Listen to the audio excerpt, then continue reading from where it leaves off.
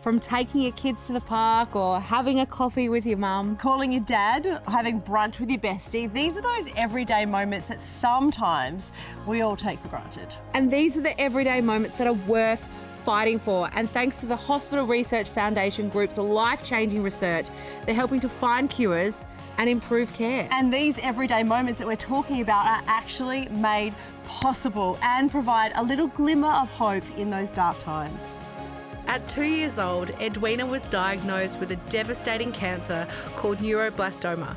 So Quinton, can you tell me what is neuroblastoma and how did it affect Edwina? Yeah, neuroblastoma is a childhood cancer, and these arise because of a lack of maturation of cells in the body.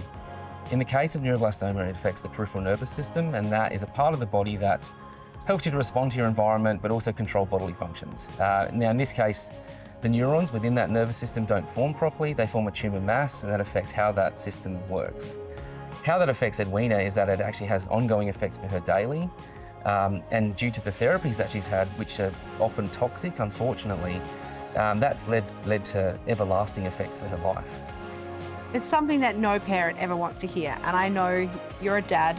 How does that affect the way you do your research? Yeah, I think with every parent, we're hopeful that our kids can have a long and fulfilling life.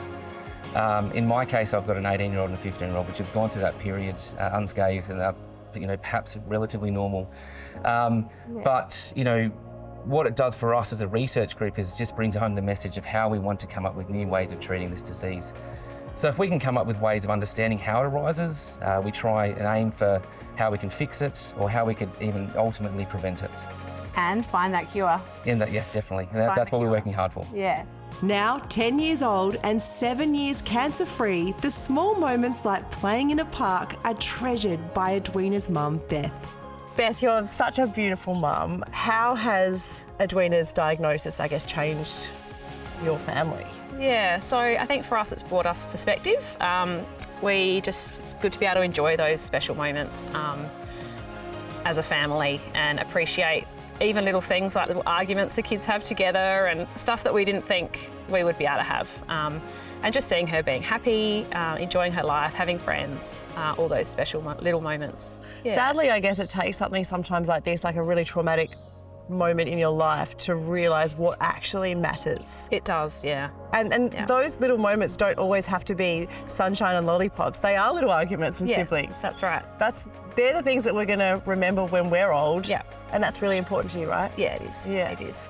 Edwina has such a beautiful heart and is living a very happy life. So tell me about how many brothers and sisters you have. I've got one brother and one sister. And do you have little fights with them ever? Is it an annoying little brother or is he a lovely, loving little brother? Annoying. Why is he annoying? Why do you ever fight? What do you fight over? Things.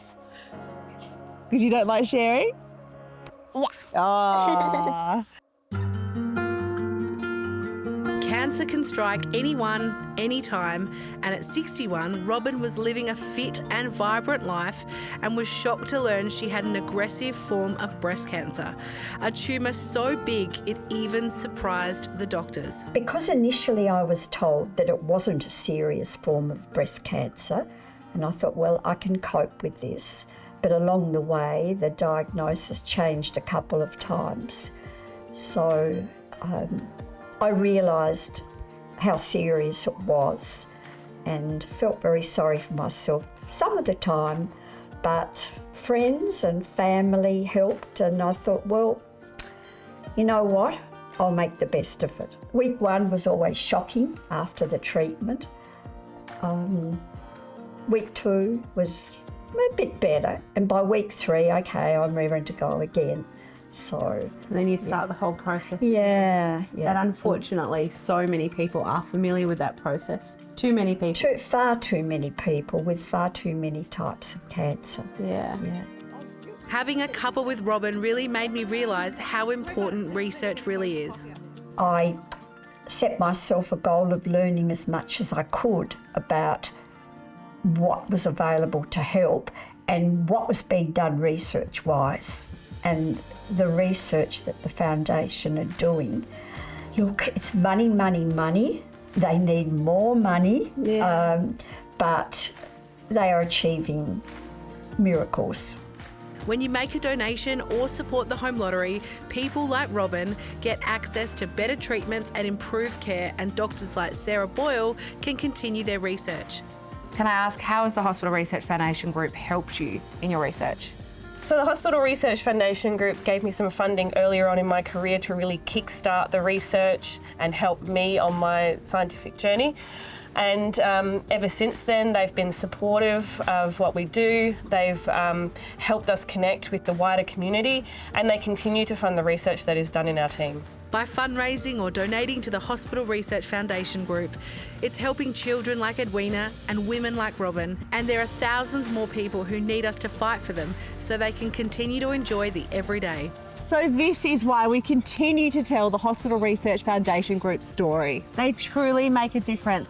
They help make those everyday moments possible for so many South Australians out there. So buy a ticket in the lottery, donate if you can, and help fight for the everyday.